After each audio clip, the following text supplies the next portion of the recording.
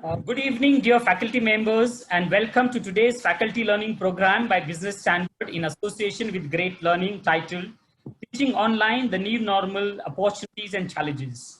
First of all, I would like to thank all the panelists for coming and joining this program and giving their special time. We have on board very distinguished panelists, and it is an honor to me to introduce them to you. All of them have excelled in their respective fields and have contributed immensely towards nation building. The profile runs into pages, but I will briefly speak about them as advised by them. Mr. Arjun Nair. Mr. Arjun Nair is co-founder at Great Learning, India's leading education technology platform for working professionals, where he is responsible for creating new business opportunities, growth, and operations. Arjun has been part of leadership at a number of venture capital funded startups in the US and in India. Prior to Great Learning, he headed strategic initiatives at ZipDial, which was acquired by Twitter. Arjun completed his MBA from MIT Sloan, where he received the prestigious Academic Fellowship Award to Entrepreneurs for Emerging Markets. He received an MS from Duke University and has worked with Siemens Healthcare on building products for personalized medicines. He will be moderating a webinar today. We're grateful to have you on board, sir.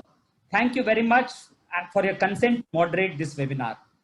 Mr. Sandeep Sharma. Mr. Sandeep Sharma has done his PhD in strategic management with nearly 20 years of experience in higher education and 5 years in telecom industry. With more than 43 research papers to his credit, published in various journals and conferences at national and international level, Dr. Sharma has developed his core expertise in the area of strategy formulation.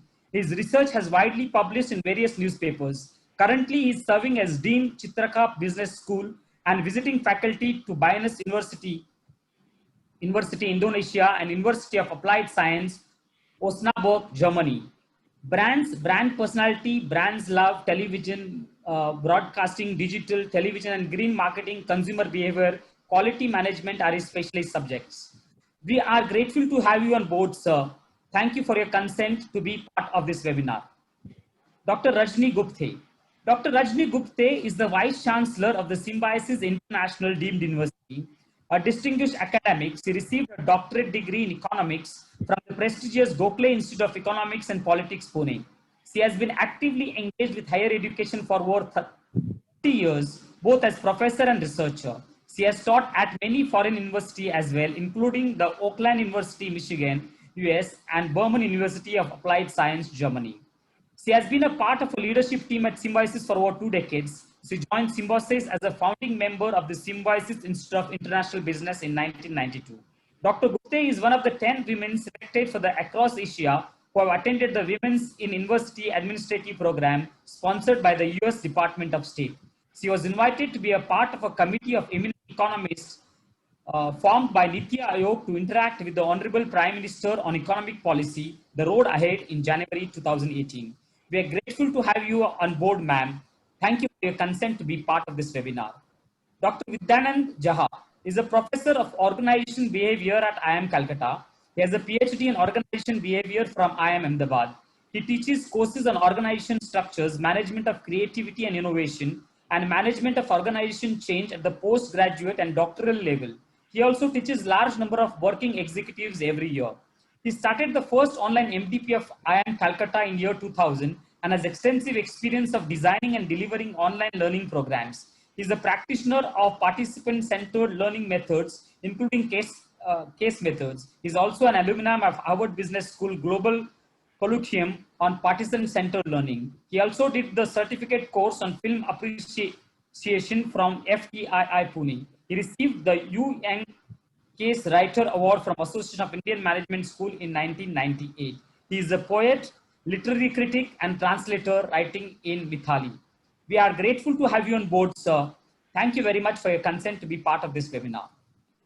Professor Prabina Rajiv. Professor Prabina Rajiv is professor in finance and accounting area at VGSOM IIT Kharagpur. She has been associated with VGSOM IIT Kharagpur for more than 20 years. Her teaching and research interests are in the area of financial accounting, financial institutions and markets, commodity derivatives.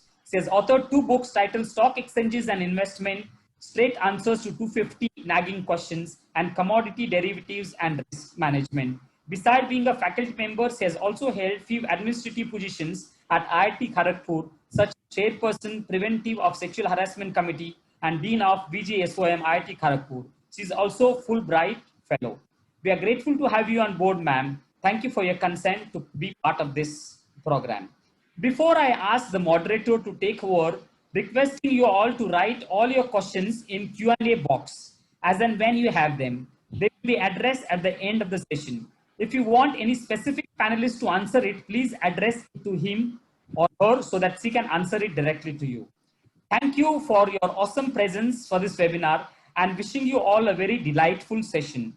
Thank you very much. Over to you, Arjun sir. Thank you and welcome everyone. Welcome and thank you for the esteemed panelists for being part of this webinar. I look forward to an engaging discussion. And to all the participants who are joining us from all over India, welcome. We hope this will be a fruitful session for you. We hope that all your students and families are safe, considering everything that is going on.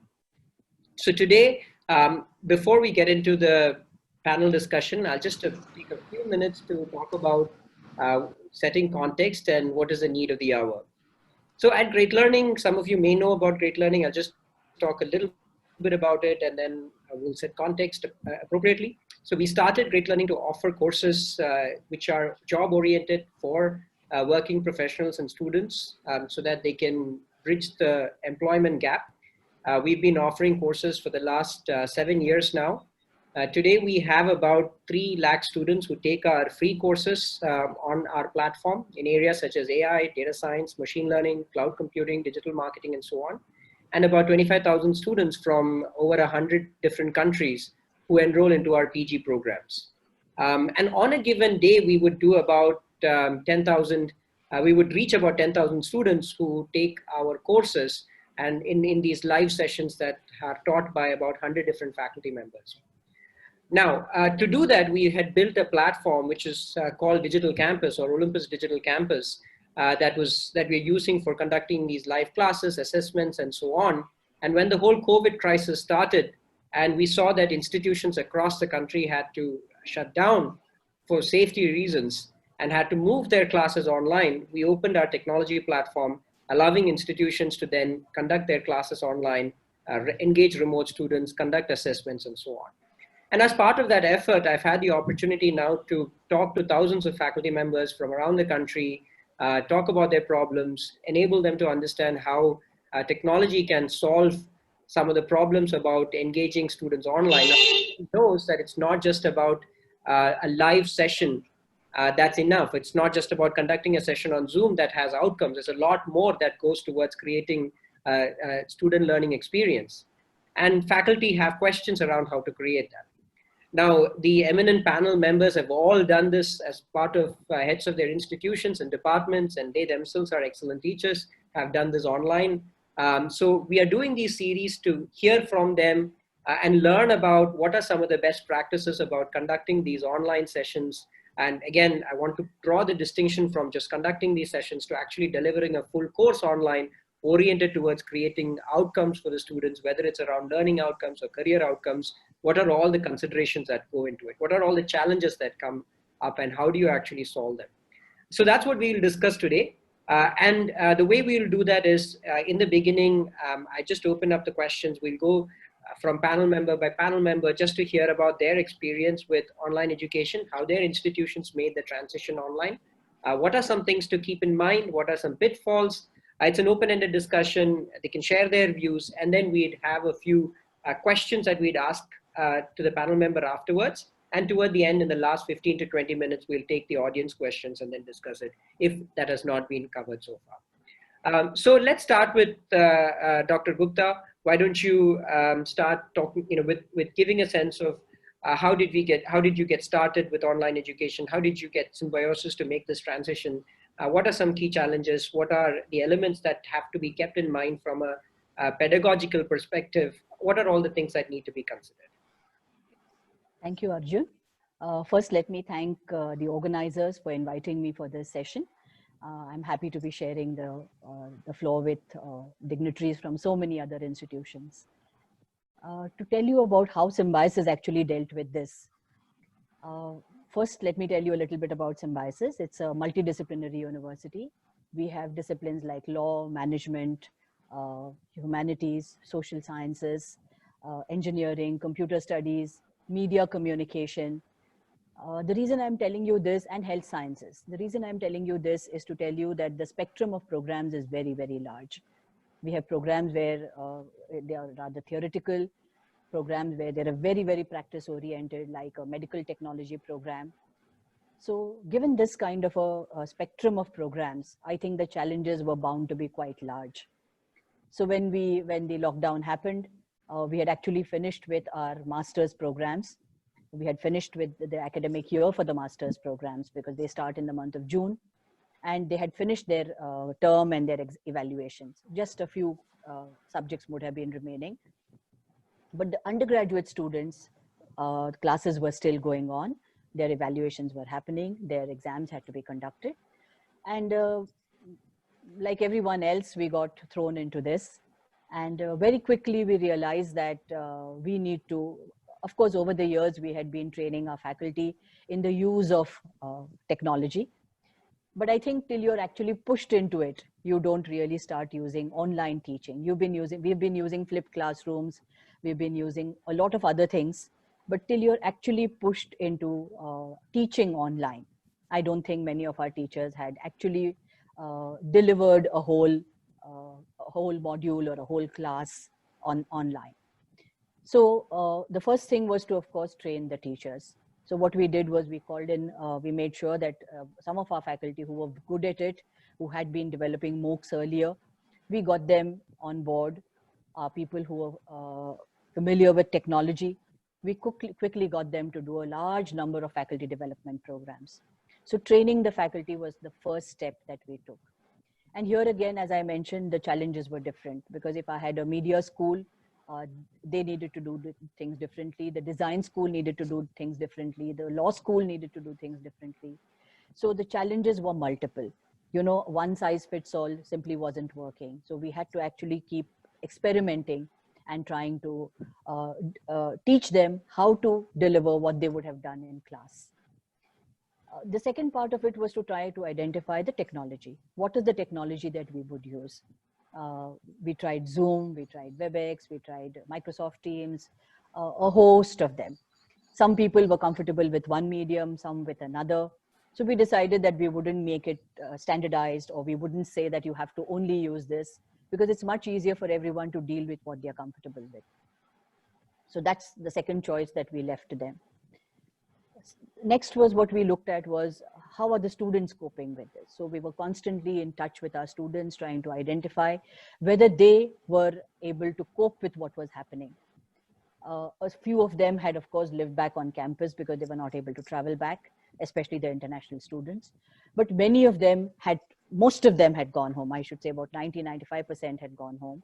And at that point of time, this transition for them, fortunately for us, it was not the problem of not having bandwidth or not having access to computers. Many of our students did have that, but it was really a connectivity issues in some areas. Maybe the Northeast region, there were challenges in connectivity. Some of our students who came from smaller towns also faced connectivity issues. So trying to address these challenges was really something that we spent some time with. We also tried at this point of time to see how evaluations could be done. Because as I said, we were towards the fag end of the year and we had to finish the evaluations. And therefore we looked at different modes in which we could give them assignments. Now our exam system being what it is, there is a feeling that if a child just submits an assignment, you need to follow it up with with some kind of an assessment to check whether the student himself or herself has actually done that work. So we actually did a very laborious process of actually taking vivas for each of the students, following from the assignment that was submitted. So for every course, for every teacher, there were assignments to check and then a viva to take, which would have been much easier had they been here. But of course, this made sure that the child who had, the student who had submitted the assignment knew that he would have to make sure that he could answer the questions based on the topic that he had submitted.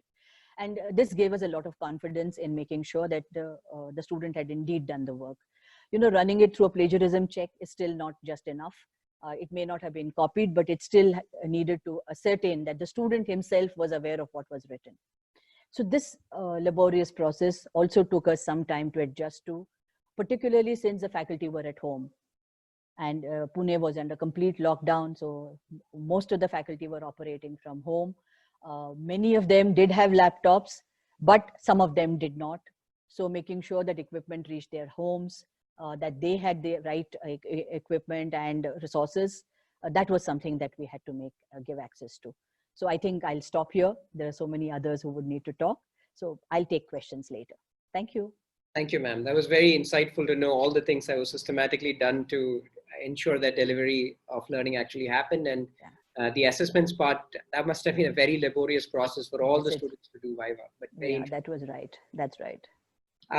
So, Professor Jha, next, I would love to hear from you on what are some of the considerations that IIM Calcutta, that you went through, both at an institutional level as well as, for you, when you thought about this transition to online, or was it all in place in the beginning itself?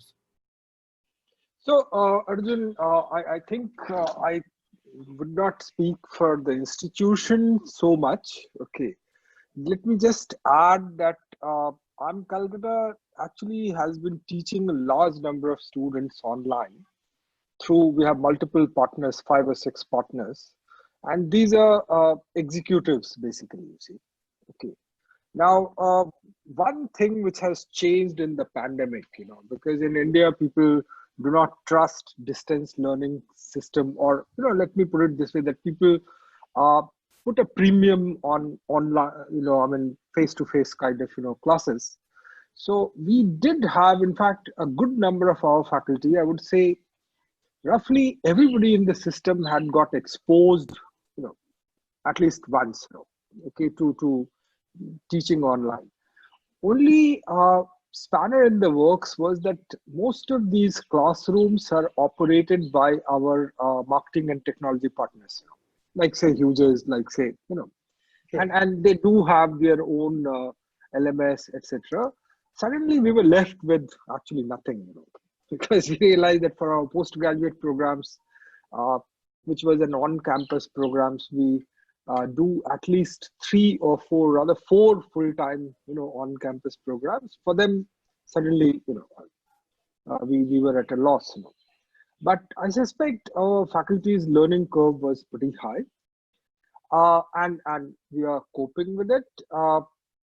Given the fact that Calcutta has been under now, we began in August 3rd, basically, we began our term, which was later than, because normally we should have begun in June sometime. So basically 2 months later we started, and supplies are an issue, including, so I heard from my colleagues that a lot of people were complaining that on Amazon you can't find now writing pads. Okay, so electronic writing pads. So essentially, we are coping with the situation. Coming back to my own personal experience, and it's I don't know whether you'd like me to say this, but I have, after this year I complete 23 years in Calcutta, and I have some suddenly the word came to me in Bangla, tuk tak, whatever experience of random experiences of teaching before, because when I was a doctoral student at IIM Ahmedabad, I had taken a course along with a professor of mine in something called BK School of Management. So if I say my teaching experience, that would be even maybe higher, 25 years or something. So I have come to realize that I like actually, classes which are live classes, you see, okay, where people are present in the same vicinity, what we would call actually synchronous classes. Okay. Mm-hmm. And the reasons I also realize is twofold. One is, given the bandwidth situation in India, coupled with the methodology which I use, which is basically I'm primarily a case methods teacher. So one of my teachers, Professor J.K. Satya at IIM Ahmedabad, he used to say that an instructor, and remember, he used the term instructor, not teacher. An instructor's task is to hear the students learn. So it is a great, value for me that participants speak, because the whole learning is focused on participants. And somehow the bandwidth, which was available in India and even now, which is available, is, not good for that. Okay. Having said that, some of the things which went into, now I have been at least in this mode of teaching, because you see, this mode of online teaching is something thrust upon us, by circumstances. We have just got into it, and in a sense, I would look at the positive side, that people are making the most of limited resources. Okay, so there is a friend of mine, Rishikesh Krishnan, who wrote a book called From Jugaad to Systematic Innovation. So a lot of jugaad, or in a sense, kind of things are happening right now. Okay, so people are trying various things. For example, I have, I wish I could show you, so my Mac did not have a LAN cable, and my otherwise Wi-Fi was problematic. So I did a research for almost, a week, 10 days, got converters from whatever other port to a LAN port, and finally, I think if it goes bad in a moment, I can't guarantee, but I have reasonable faith that it will remain. Now, given that we were forced into it, most of us, I would say, adapted actually our curriculum from before.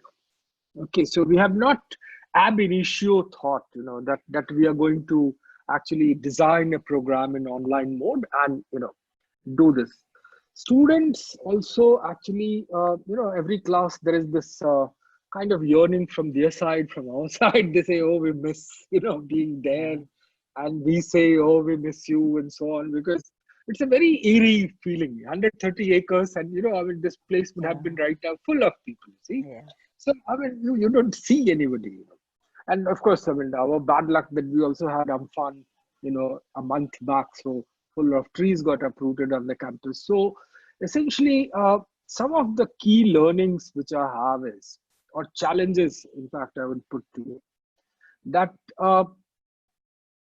we do not, because you see, on one hand, what happens that if I ask everybody to actually put their videos on, okay, then the engagement is more, but you simply can't do that, because basically our bandwidth would not, and remember, in fact, even despite Calcutta's best efforts, we have roughly 1/10 of the batch, which is from Coorg, their nearest, whatever say, places, 30 kilometers where they have good Wi-Fi connectivity, you see.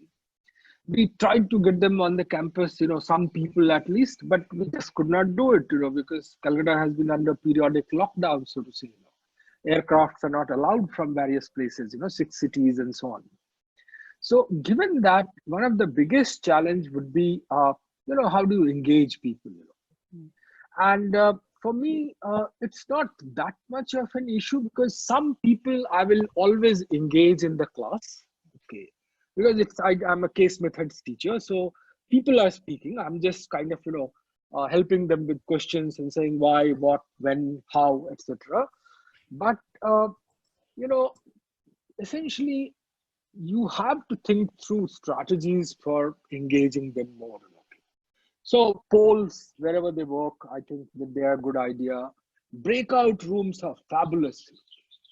Okay, so basically, if you put people together for a while, even in a physical class, I used to do it. Whenever I see that class energy level is going down, I'll make 3 people sitting side by side into a group and say, you discuss this and come back to the class. Yes. So same thing I'm actually using here. That works. What doesn't work actually is that, in my considered opinion, perhaps we have to be less ambitious. Okay, so in the sense, either we increase the things which we teach, hours which we teach, or within the same hours, because our standard was 33 hours a course, 30-hour course, okay. So I cannot do actually in that 30 hours what I was able to do physically. Mm-hmm. Now that brings to the idea that, what Professor Gupta mentioned, flipped classroom. And we have been practicing some kind of flipped classroom, because our students prepare first, then they come to class. So could we have, actually done something about asynchronous content? Okay. I would actually have very, I'm a difficult person, even otherwise I will have very mixed views about it. Because if you are taking me to actually a studio, there is a script writer, and like a movie you make, so you make an educational video and I put it on, I'll be happy.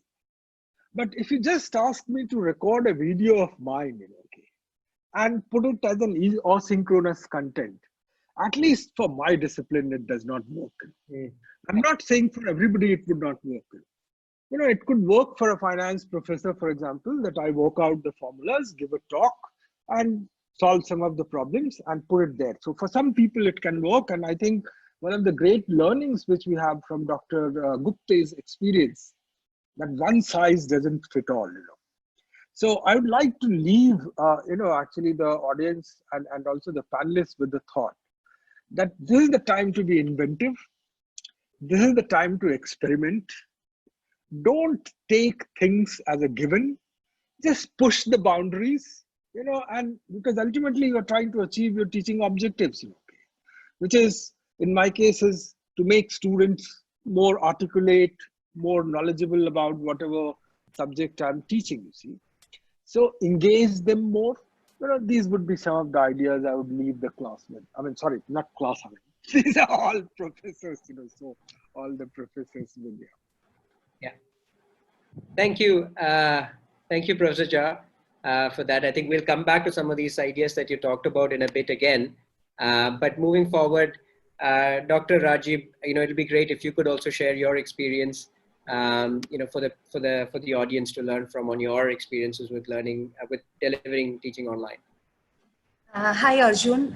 Thank you, all of you, and good evening. And I express my sincere gratitude to Business Standard for providing me this opportunity. A lot of interesting things has already been told by Dr. Rajni Gupte and Professor Jha. I would like to share a very difficult phase of VGSOM's life we went through as part of the pandemic. In fact, every year we conduct post-CAT result, we conduct interviews for about 1,600 students for entry into our MBA program. We had conducted interviews about 700, 750 students. Then all of a sudden there was a complete lockdown and 50% students had not been interviewed. Now we didn't know what to do. Then we started discussing, engaging with other B schools, what they are doing. Some of them are, went into different kind of a mode. Somebody is using Zoom, somebody is using, Google Meet, all kinds of things. Then all of a sudden, we decided that no, we are not going to have 50% of the students who have already given physical interview and another 50% of the students who are going to give, online interview. So we scrapped all 800 students who had already given the interview. Mm-hmm. And maybe somebody may say that it is a waste effort, but then we realized that to bring everybody to a common platform, we have to interview all candidates in a common, in a common way. So can you believe holding Zoom interviews for 1,680 students over a period of 7 days by about 40 faculty members from VGSOM, another 40 faculty members from IIT Kharagpur, different engineering, humanities, social science department, and ensuring that nobody else is coming on behalf of a particular candidate. The candidate who's supposed to give interview, he or she should give the interview. So it was a mega massive exercise, and with a lot of a lot of trepidation, lot of fear, and in the today's day of RTIs and all that, we didn't know how to go about it. But with a lot of conviction, lot of support from higher authority of IIT, we went ahead and completed the MBA admission process, and our admission has been a successful, considering the number of students who we wanted to take, we have already filled in. Now, coming to my personal experience as a teacher teaching online, in fact, I would like to differ a little bit with Professor Vidyanand Jha. I teach finance and I'm a professor of finance and accounting, and I never use PPT. I go to my class with a chalk. We do case discussion. I run around from one side of the class to the other side of the class. When I see, the way Professor Jha said that, the energy level is going down, sharing, talking, asking students to come to the board. So we are adept, we are groomed to be an effective teacher in an online mode. But all of a sudden, those skill set which makes us a good teacher, we don't have access to. We don't have access to the classroom. We don't have access to the blackboard. We don't have access to students. And all of a sudden, I'm sitting in front of a computer and teaching through PPT. Every 5 minutes down the line, I'm asking, I hope I'm audible. I hope I am audible. And not knowing what I am doing, whether it is, whether it is permeating to the for the students. And because if you, Arjun, I'm sure everybody will agree that our real earning as a teacher, our real dividend as a teacher is when we develop a liking for a particular subject by the students. So what we do in the classroom has a tremendous impact on a student's love for that particular subject. Now, here we are sitting here in the comfort of our home, but still in a completely alien territory, completely uncharted territory, not knowing what we are doing is right or wrong. And coming to the examination, IITs follow a very strict, rigid 3-hour, 2-hour midterm, end-term exam, strictly invigilation. Students will be coming in time, going in time, absolute meticulous, well mannered the examinations are conducted. But we don't have the comfort of that support system anymore. Now we have to do evaluation. We have to do a just fair evaluation such that we will be able to make a distinction between good candidates and not so good candidates. And the way Professor Jha also very rightly pointed out that we cannot be ambitious. Given that we are learning something new, we are getting, adapted at something which is, we had never experienced in a significant way. In fact, IIT Kharagpur had Moodle. We have used Moodle, but never, it was in a very significant way, we never used it. And all of a sudden, we have started learning how to use Moodle, how to go to online classroom. So it has been a very, very different experience. And but I'm very hopeful that or I'm going to end my discussion here by quoting Charles Dickens in his Tale of Two Cities. He had said that it is the worst of the time and it is the best of the time. So COVID-19 probably has been one of the singular worst event what we are experiencing in our lifetime. But every dark cloud has a silver lining, and because of this, COVID-19 educational institutes in India is getting geared towards delivering quality education through online mode. And I'm very hopeful, not that we are doing a very good job, but we are in a upward learning curve, and I'm very hopeful that we are progressing in the right direction. Thank you, Professor Rajib, for that. Again, we'll come back. I have a few follow-on questions that we'll ask in a bit. But moving on, Dr. Sharma, can you also talk about, from Chitkara's perspective, all the things that happened from your department's perspective. How did you make this transition to online learning, and what are some of the best practices and learnings? Sure.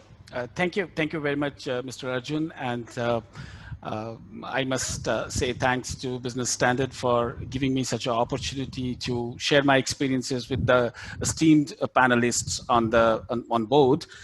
To begin with, I'll say that pandemic times, February, March, if I go back, if I recall, I find that that was an interesting turn of events for all of us as educationists. We were fixed and fit to run our campuses, our programs.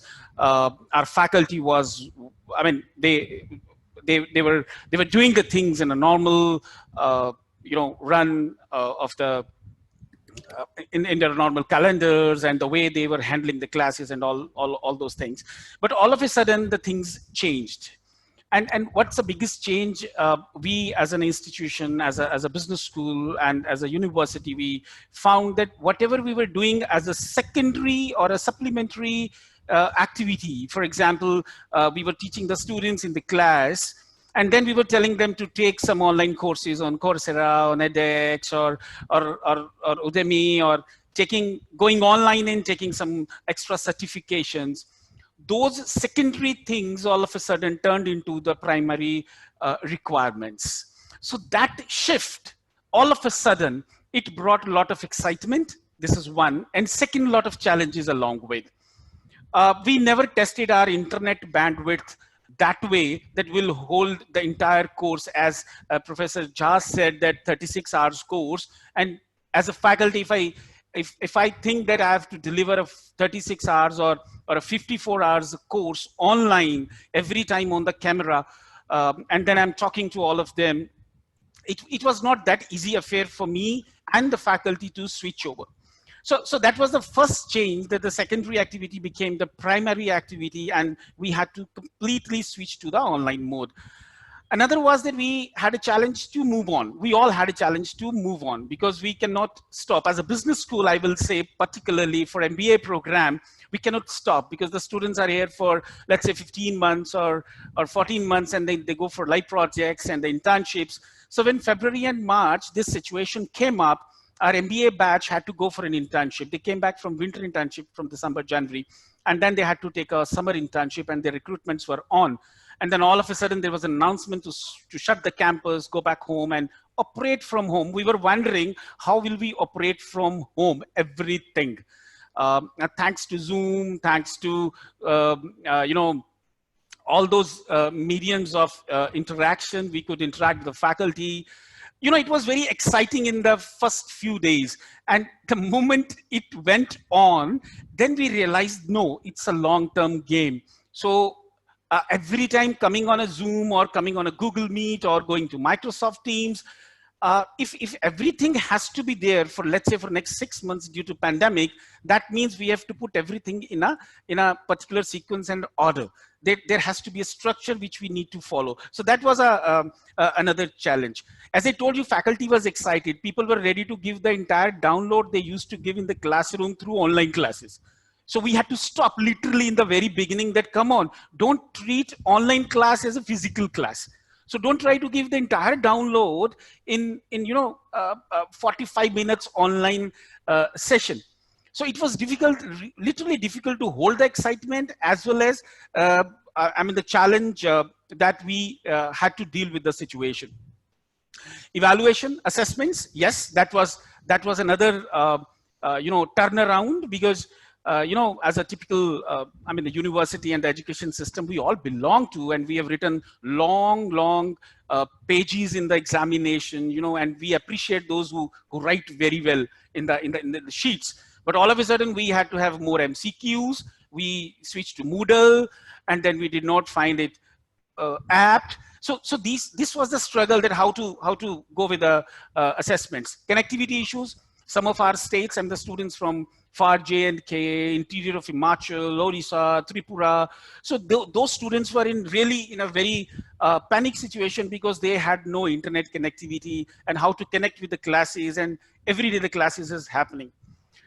Another important challenge and experience that we passed through was the learner's perspective. Some few are slow learners, few are active learners. So there is no one type of learner in the class, and they behave differently when they sit in the class physically. But trust me, even their behaviors changed. And I'm scared of the day when they'll come back to the class. I don't know how will they behave when they'll come back to the class after 6 months shut down and a lockdown. Whether they'll speak to each other or they'll just chat with a person sitting next to him. I'm not sure. This is going to be, again, a different experience for all of us. Faculty training. So faculty training is another thing. You know, taking online class is difficult because when we are in a class, physical class, we look at the students. But when we take online class, it's a fact, it's a human tendency, we look at ourselves.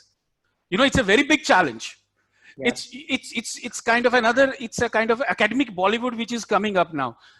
I mean, we have to look at the students, but we are looking at our own selves. So we look at our appearance also at the same time, which somehow distract your, you know, this is a very practical thing, but some of the faculty members came back and say, sir, when we look at our own selves in the camera, we feel distracted. Whereas when we were in the class, we were looking at 60 people, 120 eyeballs, we were very easy and comfortable, and we were getting to know what they are learning or understanding. So, you know, this is again, interesting experience we had.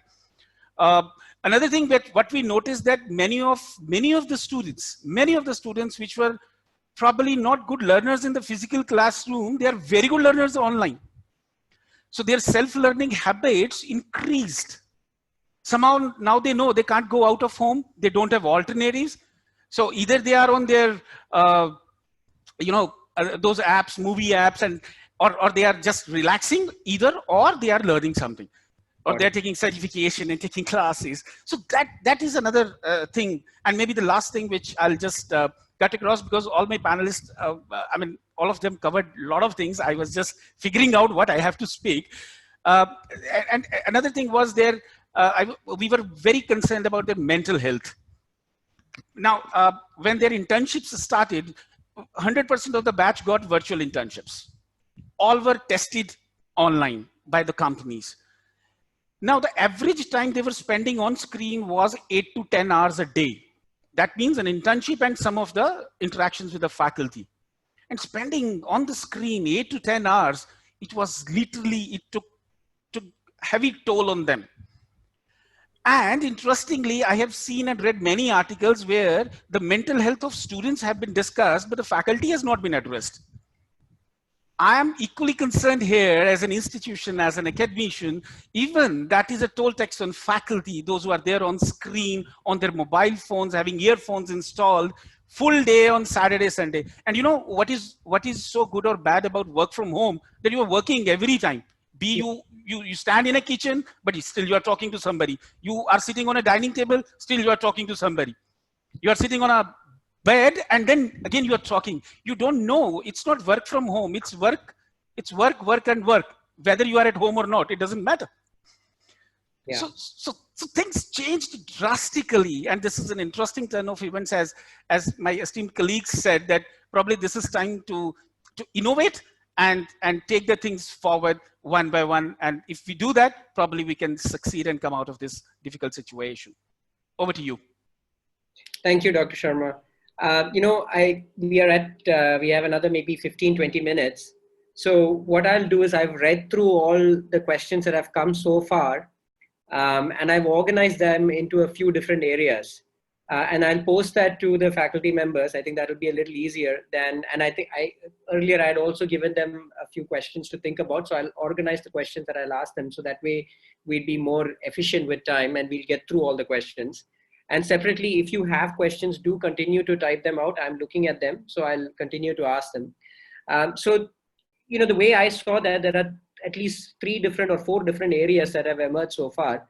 One is all questions related to tech and LMS and Zoom sessions. What do you do with bandwidth issues? How do you receive assessments from students? How do you conduct examinations? What do you do about Zoom in rural areas? How do you do breakout rooms? Now, these I group under a technology related areas. I don't think we need to discuss that in this panel. But what we can do is, I've posted our number an email address here. So those of you who are interested to know more about this, please do write to us and call us. This is basically what we do at Great Learning. We have a technology called Olympus Digital Campus. So do ask about that. All these aspects about technology, we can cover there in a separate session. Now there are other questions which is more around teaching. How do you actually teach, and how do you do examinations, and authenticity of that, and just general forward-looking questions. So I think this time we'll spend on that.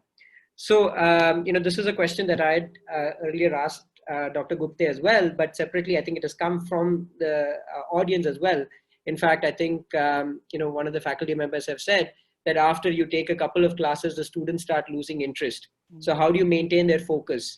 And I separately asked you earlier as well, it is a challenge, right? When you have to engage students online. So have you or any of your faculty members discovered any tricks? Are there any, little pedagogical elements? Are there any things that can be done to make, unfortunately, it's a difficult thing. I've got kids, and it's, like I got a complaint the other day that my daughter was swinging on the curtains as opposed to, sitting in class. So, how do you engage students? I mean, I think adults are a little better, but still, what do you do? So thank you, Arjun. I think I was smiling when Dr. Sharma was saying that, we are not used to seeing ourselves on the screen when we are teaching. When we are in class, we are in front of a class of students, 50, 60, 80 students. And, teaching is not just delivery of content. It's actually connecting with the students in the class. So when I'm teaching someone, I can see from their expressions what they are feeling. Can they understand? Haven't they understood? So, a whole lot of thing happen. What happens in a classroom is completely different. It's very dynamic. If you don't see people understanding, you quickly change track. You try and do things differently. But in this medium, as you rightly said, first of all, you don't see all of them. Even if there are videos, even if if you're on Zoom, they switch off their videos because of the bandwidth problem. And therefore, how do you make sure that they are there? And how do you make sure that they are listening to you and they are engaging? Correct? So I think, first of all, what we realized was having a class for an hour or 1.5 hours is something which is not productive at all. It needs to be broken down into bits. And every few minutes, every few 15 minutes or 20 minutes, you need to intersperse it with maybe a poll where quickly you ask questions. So that again, make sure that people are engaged and that they are paying attention to what you're saying. And you can, of course, this poll can be anonymous so that you don't know who's saying what, but you can also distribute tokens so that you know who really is responding to what. So handing out tokens, that again is an activity which keeps them engaged. They know that they're getting a token, that they have to use the token. So again, that makes sure that they're actually engaged. Other things that one could also try is, I think one of my faculty members was mentioning that, when you are in a group like Dr. Jha mentioned, you may wish to break out into groups. So you can use some of the apps which help you make these groups very quickly, groups of 2, 4, or the whole class into 2 groups. So it's useful for a role play, useful for maybe class discussions, maybe interaction between groups. So there's a huge amount of learning that can happen through, like we do in a physical class. You can actually break them into groups. And there are several apps available for this. So that's another way in which you can make sure that, and then you can mix these groups after a while, and technology helps you do it very, very quickly, on the fly actually. As you're teaching, you can quickly make these groups. And students who are, listening to your class can immediately get involved in this. While you're also teaching, some of my faculty members have used like a random selection of people to ask questions.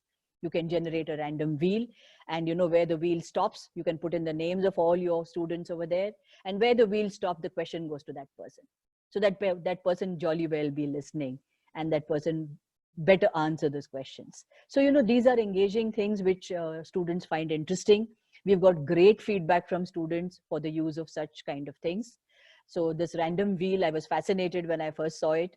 And it was really interesting for students to have, to see their name come up and to have to answer that question. And then again, there is also no question of you asking the same students questions again and again.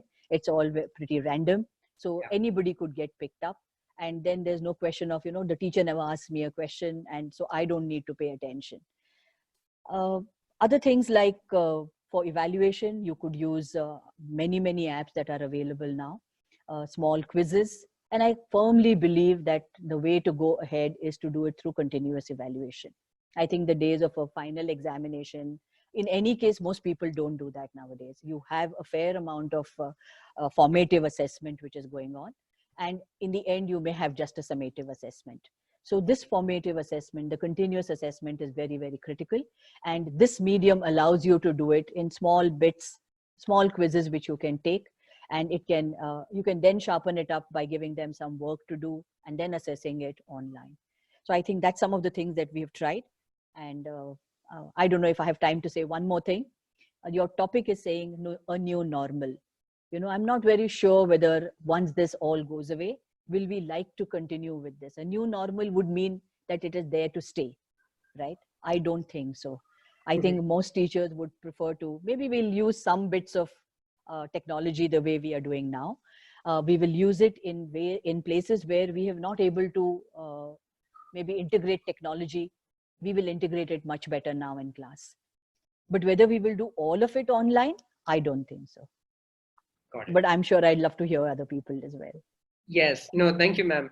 Thank you. That was very useful. Maybe we'll get some more time at the end. I'm not sure, but Yeah. some of you stay back, then we may get. So, a couple of things I wanted to touch upon again. I think there were again follow-up questions around technology, random wheel. But as I said, please do write to us or call on that number. We can talk about that.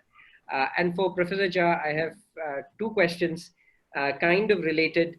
I think Dr. Gupte ended with that, and in fact, somebody here on the panel had also asked about this, which is that similar to what Dr. Gupte ended with. Do you think this is this really a defining moment for online education? Are things really going to change? Is this what the future is going to look like? And I agree that I don't think it means that all our physical institutions are going to disappear. I don't think anybody thinks that's going to happen. Yeah. But what is going to happen then, right? As far as use of technology, use of online education is concerned. And related to that, I know this is kind of quite large as a question, but I'm not sure how you fix it, but I'll leave that problem to you, which is, how do you actually plan, right? Because you said if there is a class that is taught to be, it's a 30, 40 hour, 60 hour class, how do you actually plan to do that online? You said you need to abridge it, but how do you actually break it down, right? They are two different questions. I'll leave it up to you to decide how do you want to spend time on either one or the other. Sure. So before I get into that, I'm a sucker for one-liners. So let me just tell you that this problem which Dr. Sharma was saying, looking at your own image, that is narcissist delight. I could be so happy looking at myself. Okay, so not everybody would be unhappy. And just to go back to what Dr. Rajiv was saying, in fact, I start my classes by saying, welcome to my home, okay, because this is actually the year in which I can go, right now I'm present simultaneously in Dr. Gupte's lovely campus. I'm present in Hijli and so on.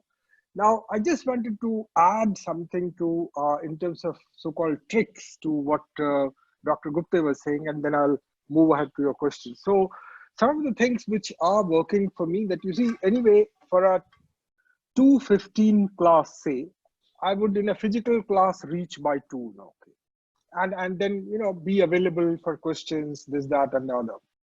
These days, what is happening that because there are technology-related uncertainties and my own anxieties, so I want everything to be all right. So I reach even further, and then I allow participants as they come in, as it would happen in a normal classroom. And when they come every day, I make it a point to chat up 1 or 2 people. So which city are you in? What is happening to you? So I'm also actually, trying to humanize the medium, you see. Okay, so that, this physical connect which we are missing of being in the same space, to some extent they know what is happening or not happening. I could go on, but let me just add that to check whether they are there, I invented a quiz actually, which says, capital of Colombia is Bogota. That is option A. Option B, Bogota. Option C, Bogota. Option D, Bogota. Okay. And there, I'm not so concerned about actually whether they get it right or not. I mean, obviously, any option would be right. But how many people actually answer? Okay. Of course, in some other LMS kind of systems, you could take multiple attendance, and that also ensures. Of course, as a case teacher, I have my own methods. There is something called cold call, and that happens. Now, what Dr. Gupte was saying, and let me suggest to her for a moment, that this desire which we have to go back to the situations as they were, okay. And I don't want to get into it because maybe I'm actually kind of, getting into national secrets or some such thing. So hopefully nobody prosecutes me for that. But I, like all of us, have been very curious, when is it going to end?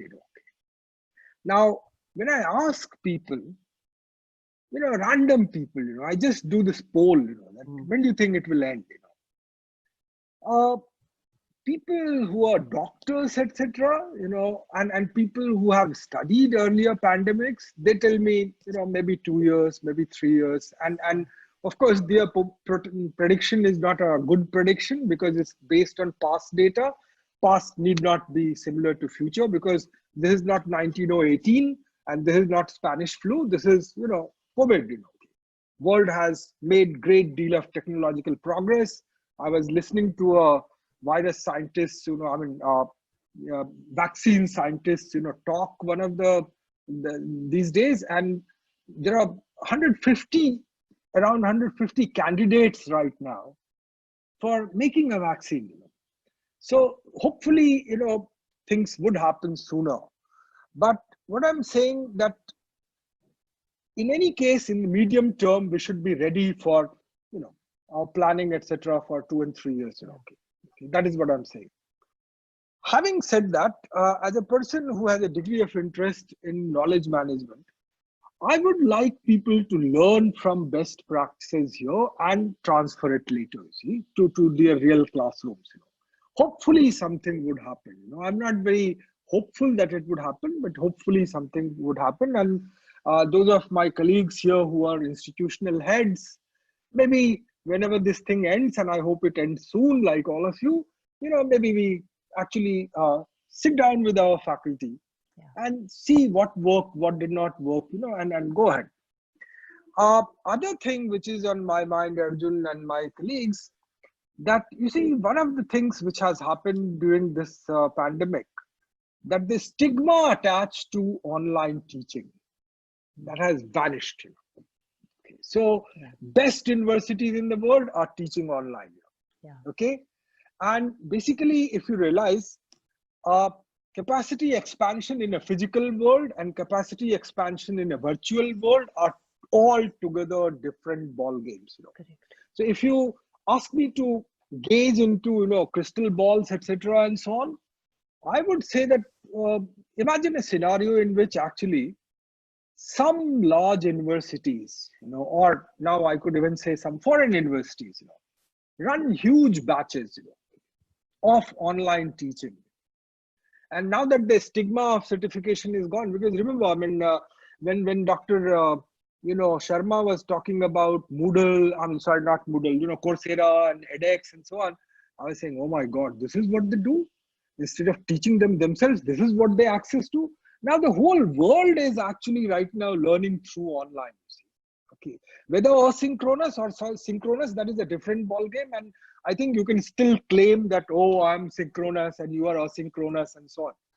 Of course, added to that is the question that by being synchronous, are we adding any value? Okay.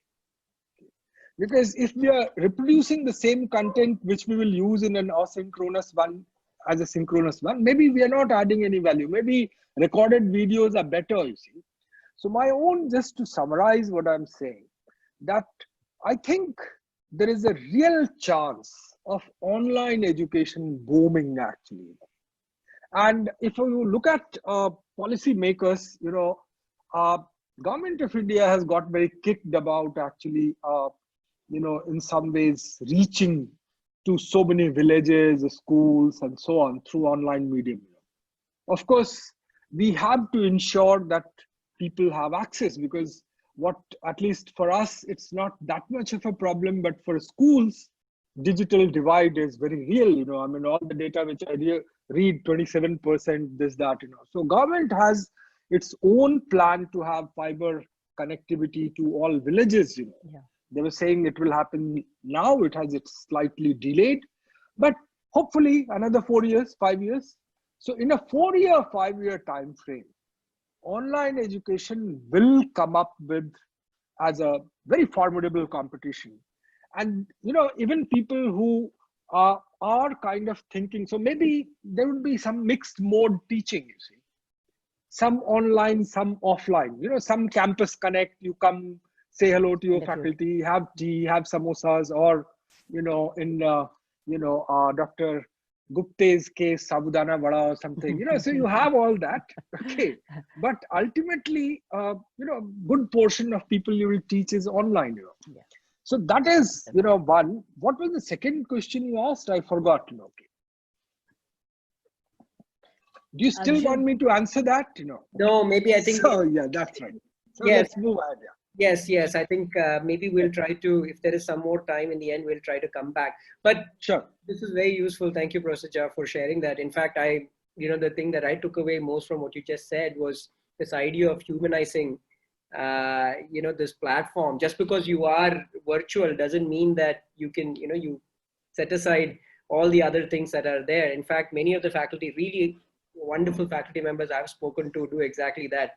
Whether it's, whether you try to talk about chai or you talk about where you're from, I think those actually elements enable students to pay attention and build that relationship and trust with the faculty member. Sure. So thank you for sharing that. Dr. Rajiv, another important consideration, and I think that has come up here also, is about the authenticity of examinations and how do you conduct examinations. So what do you think are some different ways in which this can be done? And especially in the context of when you start thinking about ultimately these grades matter, right? Matter from the sense of, sense of getting a job, because campus placements is going to be based on grades. Transitioning from one year to the next is going to be based on, unfortunately, that's how it is set up right now. What are your thoughts on this? How do you think this is going to work out? Hi, Arjun. Am I audible? Yes. Yeah. Okay. Very beautifully, Professor Gupte has already told that, we can't be, fixated on having 2 hour, 3 hour sit down in term, completely closed door, closed book examination. Those days are gone. A continuous assessment has to be done. And also, very rightly, Professor Jha pointed out that we need not be we should not be that ambitious, considering the fact that, the beauty of learning should be now shifting from to the students.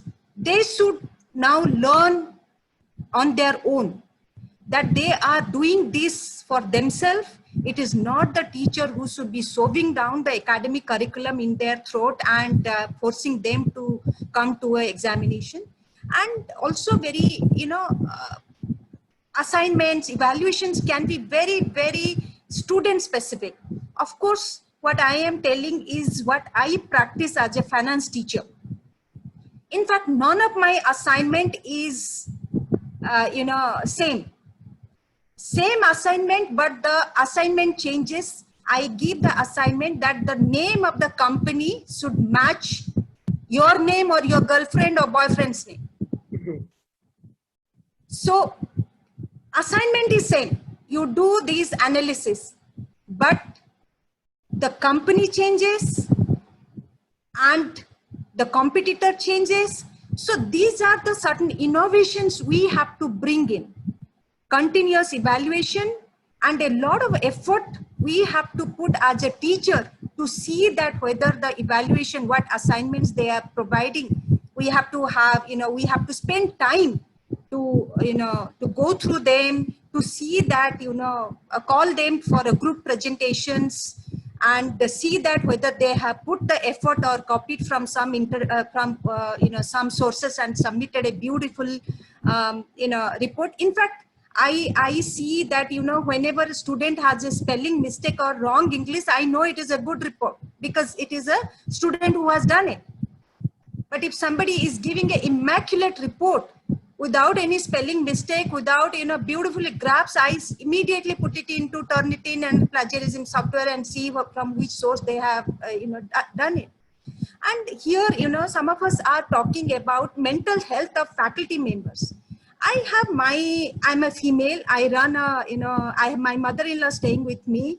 My daughter is with me. I do cook, I do clean, I do all kinds of things. But as a teacher, we have to be their role model. We have to find our way out.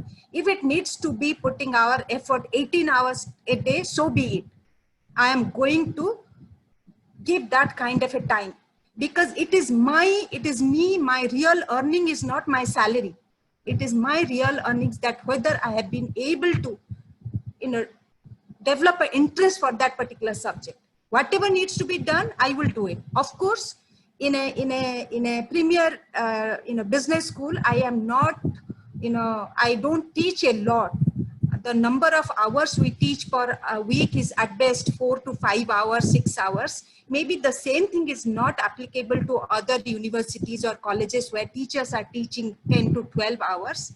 I am not comparing, but what I am driving is that as a teacher, the responsibility lies with us to go that extra mile and ensure that the students are learning not by, traditional way of examination, but through group assignments, presentations, submission of reports.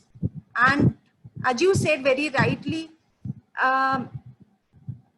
that grades do matter, but grades also does not matter after 2 to 3 years of your working life. Nobody cares what was your CGPA. Nobody bothers. In fact, I would share, a beautiful, it's a fact. Mr. Binod Gupta, on whose name the Binod Gupta School of Management has been created in IIT Kharagpur, he has given way back in 1993, he gave $2 million to IIT Kharagpur, and a school came up in his name. In fact, he has a CGPA of 6 point something, and he proudly flaunts it. Not that I'm saying that students should not be, please do not get me wrong. I'm not saying that students should not, at the early age of their career, they should not be focused about academics and grades and all. That's very, very, very important. However, having said that, the real learning will be not through the grades, but through what kind of value added activities they are doing in a class. And as a teacher, we should encourage that kind of activities. We should create that kind of environment, and whatever needs to be done from my side, I am going to do that extra mile to provide that kind of a facility to my students. Because at the end of the day, I don't want a student to say that, oh, Praveena ma'am taught that subject and I hated it. No, that's not going to be what I am working for. Yeah. Thank you, Dr. Rajiv, for sharing that. Again, I think there are questions on using technology. So I will just post this one link. This is a course that we have created. So those of you who are interested, you can take a look at the course on how to teach effectively online. So we've actually covered several details of how to leverage technology that we have built. So if you're interested, you can take a look at it and see if that makes sense for you. And also call us or email us if you're interested in knowing more about the platform. So I think we're definitely overshot, but I want to hear from Dr. Sharma as well. And then we'll wrap up. Dr. Sharma, I think there's a question here as well. So I want to lead with a question, but then, I think you can close it with any other comments that you may have as well, which is around the use of technology, right? Which is, I think somebody here had asked that, is it important for the faculty or the facilitator to be ahead of the learners in terms of technology? I think the answer is yes. I don't know why the question is, but still, there is that. It kind of indicates a mindset, right? That about getting comfortable with all of this. So maybe you can talk about when you talk about technology, what are the different perspectives, right? So as you said, you've tried several different experiments to finally get to the set of things that you got to. So what do you consider, right? From whose perspectives, and how do you consider? Maybe the decision making is something else, but at least what are the perspectives to think about?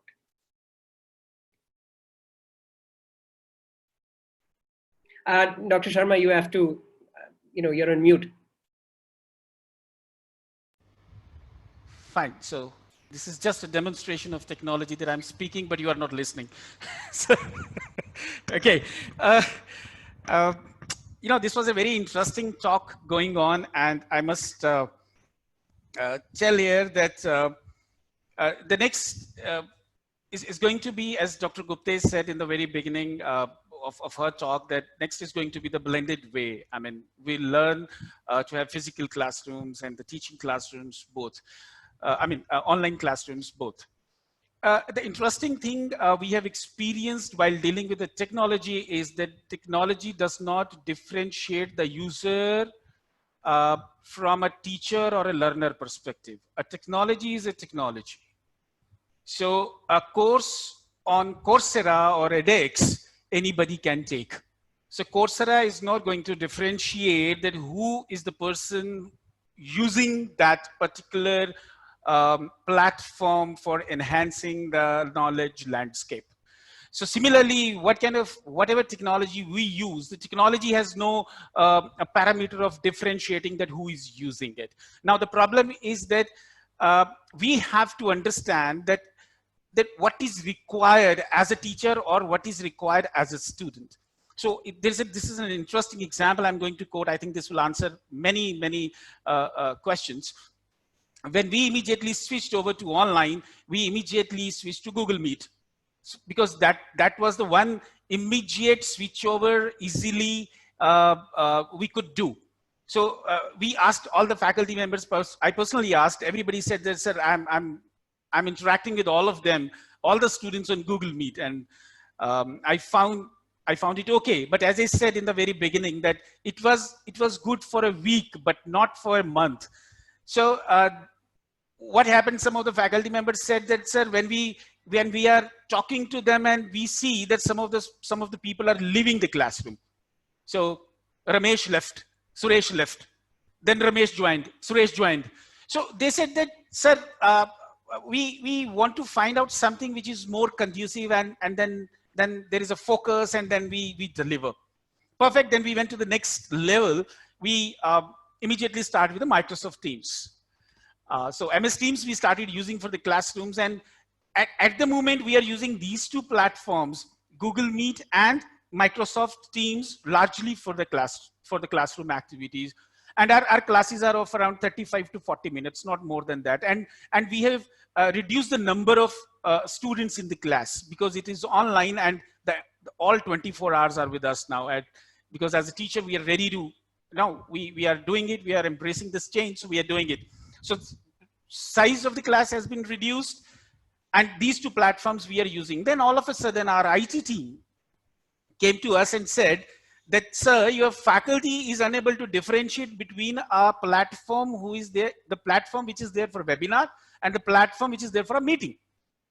So faculty requires a blend of both, where even a webinar can be taken place, and the students somehow at one stage they should not be in a position to unmute themselves on their own or switch on their videos, and they wanted some meeting platform also where they can allow students to switch on their videos and unmute themselves. So we understood that these are the two different platforms. Some platforms can be used for webinars where there are 700 students listening to a talk, and some platforms are there for a meeting, for a classroom interaction, and where the students need to be on screen on the audio so that they can interact with the students. So this is the one major learning we understood. So if you ask us, then at the moment we are using Zoom and WebEx for webinars. Google Meet and Microsoft Teams for the classrooms. But yes, there is a switch over from one to another. It happens, but primarily we have fixed this up after learning this from our technology team. As the panelists said, there is no one size fit to all. We have to actually understand the learners. So that is also very important. So learners, if they are slow learners, probably they need a different kind of treatment. If they are very fast learners, they need a different kind of treatments. But we sometimes our challenge is that we try to club all 40 students having different learning capacities in 45 minutes session, and we want them to understand everything that we are trying to teach them. Correct. So that is so technology, learning, and the faculty, all these three things need to integrate, and we need to understand that who are going to learn from us and what is that content. And as Professor Jha also said, and Madam Dr. Prabina also said, that every course and content has its own nature, and all courses cannot be treated equally by using same platform. Some requires more interaction, some requires average interaction, and somewhere it is more of the sums to be solved, so there are a lot of things. So if we look at engineering discipline, they want to hold some practicals in the laboratory. They are still figuring out what kind of method they should adopt to showcase a lab experiment to 100 students online. But still it is an experiment which is being done by a lab technician, not the students. The students cannot have those instruments at home and they can practice. They can just look at it. Is it complete? No. That's why we look forward to that time when the students will come back to the campus and we can physically engage them in those learning things. But yes, within all these things, I must tell you that the quality of the students have immensely improved. This is our personal feeling. I mean, this is what we are feeling at Chitkara University. We are a university run by teachers, Dr. Ashok Chitkara and Dr. Madhu Chitkara, and their entire focus is on the students and faculty, what they learn, what the faculty teach, how is the faculty, so our entire focus remains on the learning, and we try to give them the best by using this technology in the given situation. But we look forward to the time when the students will use both methods. I mean, they'll be in the classroom, they'll be interacting with the teacher, and as Professor Jha said, the time is coming when online education will also come into force, and people will appreciate it. I recently went through one of the recruitment site of one of the company. I'll not name the company, but still the companies and the industry is writing that, have you done a regular course, a distance course, or an online course? I was trying to figure out what to write, because everybody is online nowadays. There is no regular. What is regular? There is nothing regular. If it is a new normal, they could have actually deleted everything. And are you running into a course? Yeah. So industry also is required to come forward and help the educational institutions, academicians, and students. See, if whatever we do, we all are the teachers, and we will do our best. By all means, trust me, we will do our best. But unless industry come forward and accept our actions, maybe pre-pandemic or post-pandemic or during the pandemic, probably that is the one thing that industry should also come forward and say, fine, if you have been given 3 courses, it's fine with us. And if you have learned online, it's okay with us. Yeah. Probably that is one of the stigmas with everybody, that distance education course, don't do it. Go with a regular course. But what is happening with the regular courses at the moment? All courses are, online and distances. Our institutions are never made for maintaining social distances. Yeah. I'm not agreeing with the new normal word. Why? Because it's not a new normal. It is something which is a new abnormal. No institution in the world is developed, infrastructure is created for maintaining social distance. We are here to reduce the distances, not to develop the distances. I think this is also required to be changed as educationists. I think that's all. I mean, we're running short of time. Maybe we'll go ahead further. Thank you. Yeah, thank you, Dr. Sharma. I'll just wrap up with 2 minutes and then over to Business Standard. So, thank you all panel members. This was a wonderful session. I learned a lot. That's why I love doing these with, faculty members, because, in the end, you learn a lot about teaching effectively online using tools, how things are changing. I think we are all seeing that there is change happening. Industry has to agree. Stigma is going away. So we are in a transition period. Faculty have to learn how to use technology. All of this is happening at the same time. Maybe, and I've heard this, something that would have happened over 10 years or 15 years got accelerated and crunched into 6 months. That's probably what we're seeing right now. So it's definitely an exciting time.